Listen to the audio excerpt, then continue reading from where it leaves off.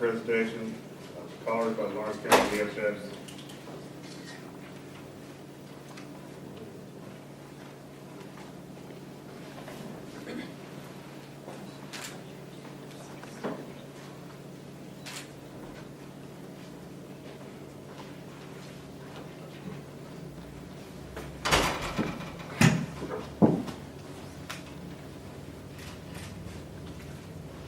In shot, raising one. Order one.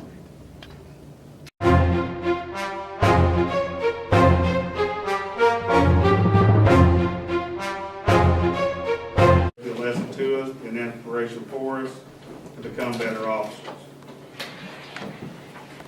Lazarus A. Benson, Chief of Police, age 55, end of watch, October 13th, 1930. Chief Benson was on foot patrol when he stopped a vehicle he suspected of DUI.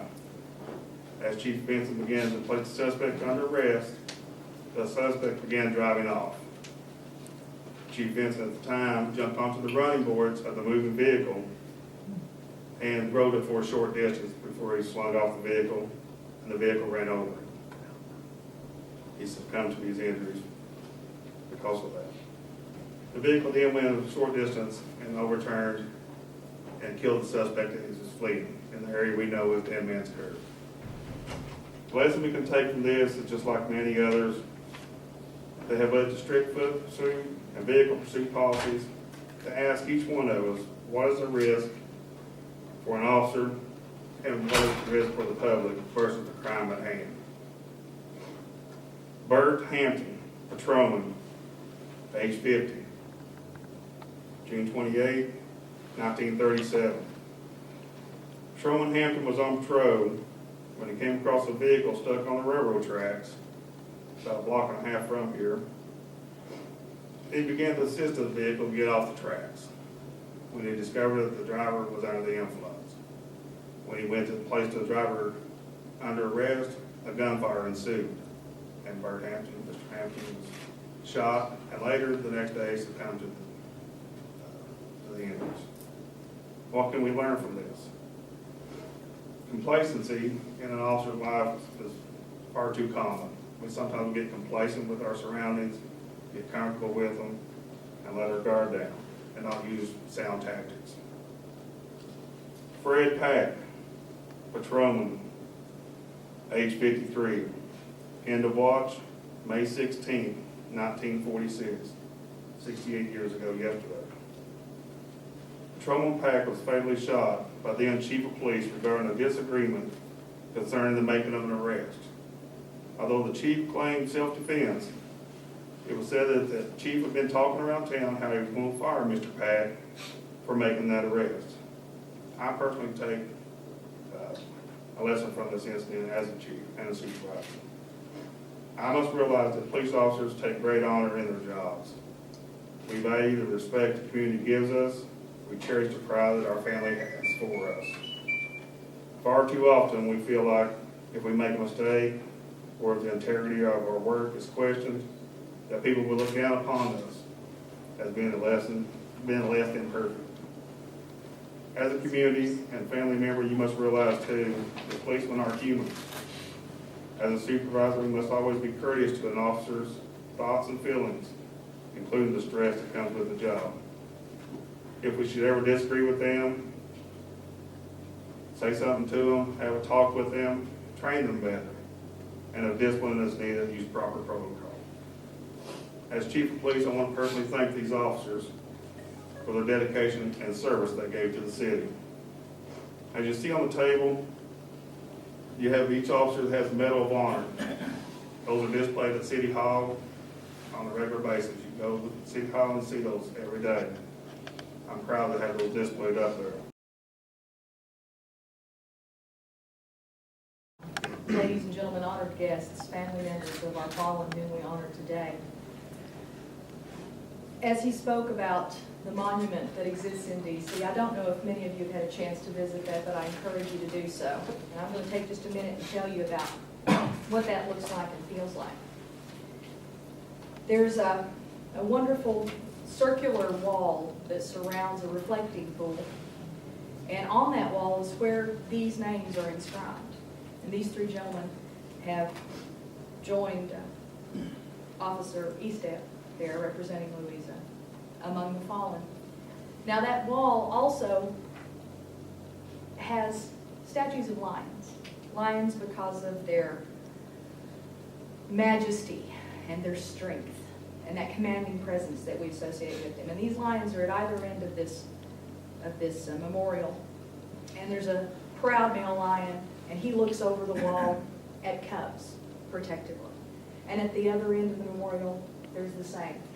There's the female lion, again, looking protectively over the wall at the cubs. Now, in those areas, there's also inscriptions.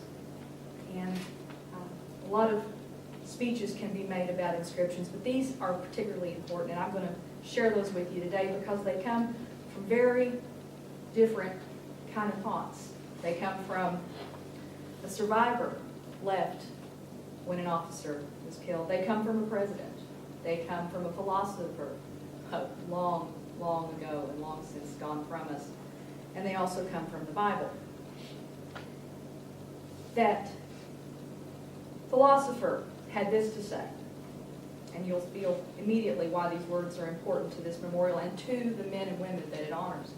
The philosopher says this: in valor, there is hope. The president, his words, George Herbert Walker Bush, said this: carved on these walls is the story of America, of a continuing quest to preserve both democracy and decency, and to protect a national treasure that we call the American dream.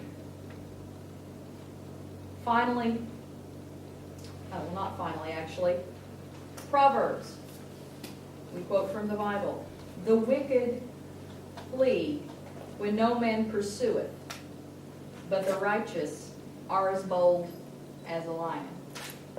And finally, the words of Vivian Amy, whose husband is memorialized there upon that wall. She said this: it is not how these officers died that made them heroes.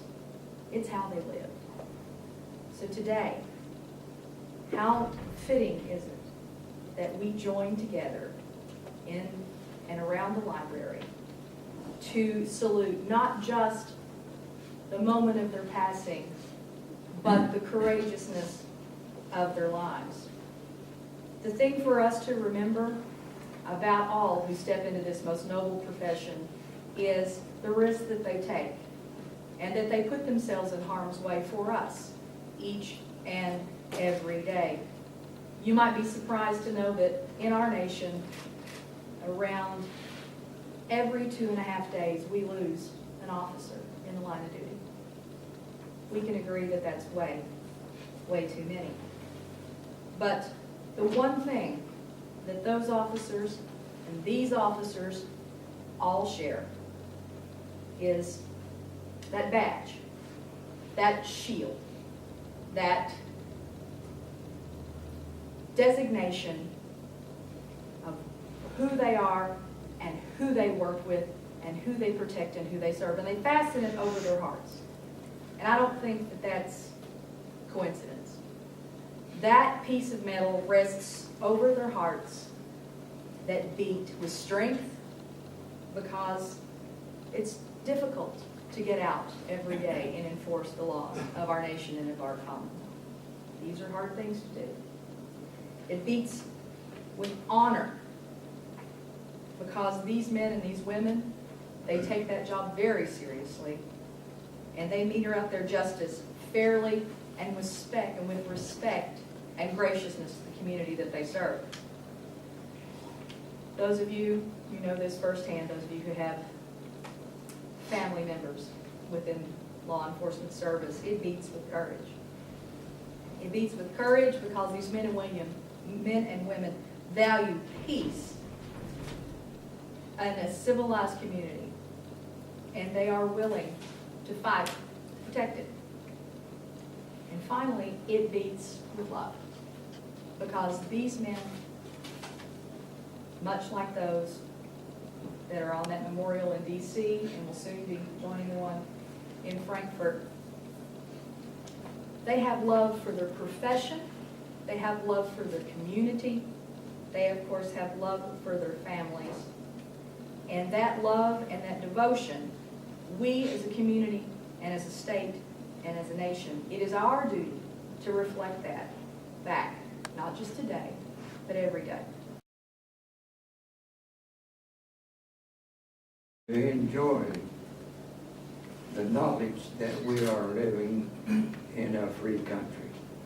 And our police force, our state police, our sheriff's department makes this possible. And we just want you people to know that we are very, very proud of them.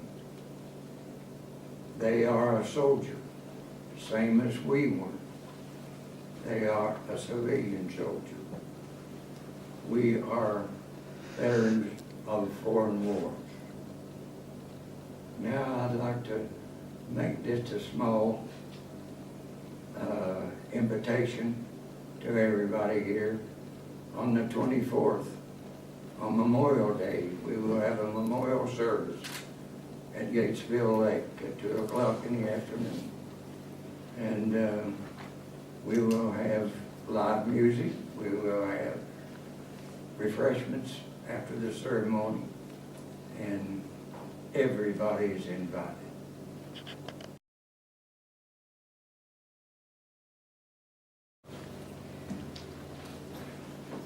We, the members of the Louisa Chapter Daughters of the American Revolution, meet today to honor and to pay loving tribute to the memory of those who lost their lives.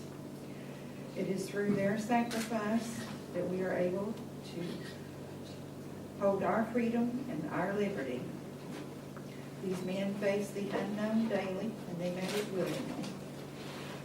The Louisa Chapter is honored to be a part of this ceremony and this remembrance. Thank you.